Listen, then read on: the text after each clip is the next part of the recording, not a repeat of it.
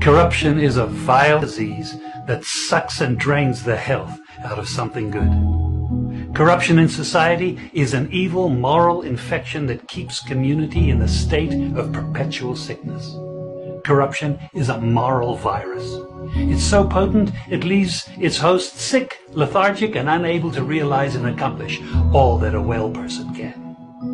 Where corruption thrives, poverty and not prosperity thrives. Wealth is grabbed into the greedy, grubby hands of those who get fat on the toil and labor of good people.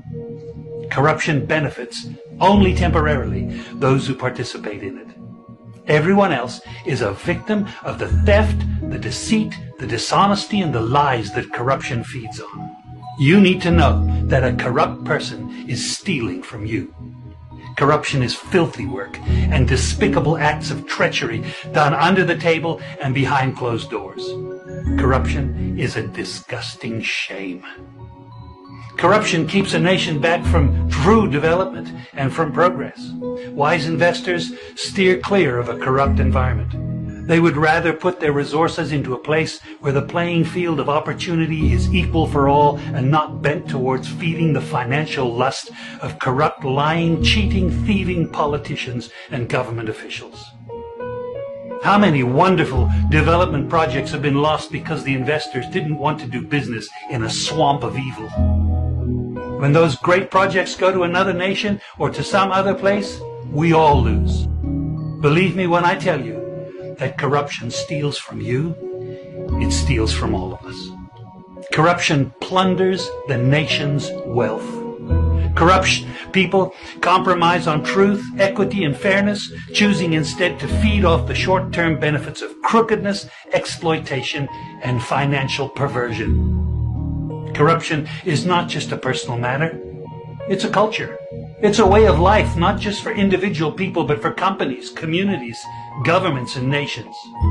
Corrupt nations, hiding behind large companies, will seek to invest in other weak nations in order to take over the assets of the nation that they've invested into.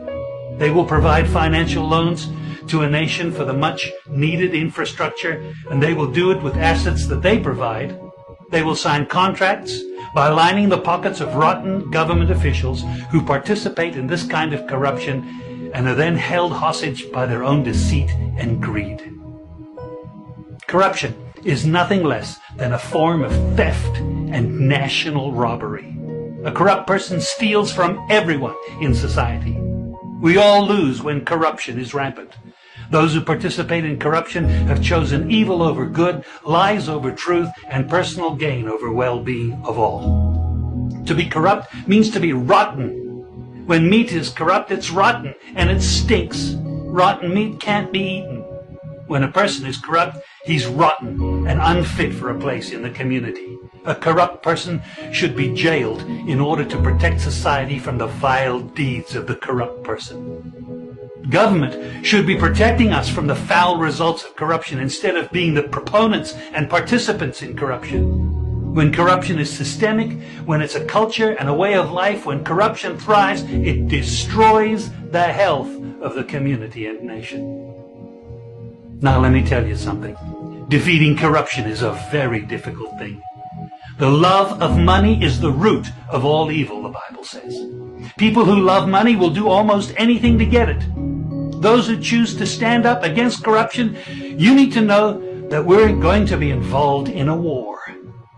We will be threatened, vilified, intimidated, marginalized, and ridiculed. These kind of people who stand up against corruption will often feel alone, as if they are the problem instead of the solution. Corruption can only be defeated when enough people have had enough and decide to do something about it.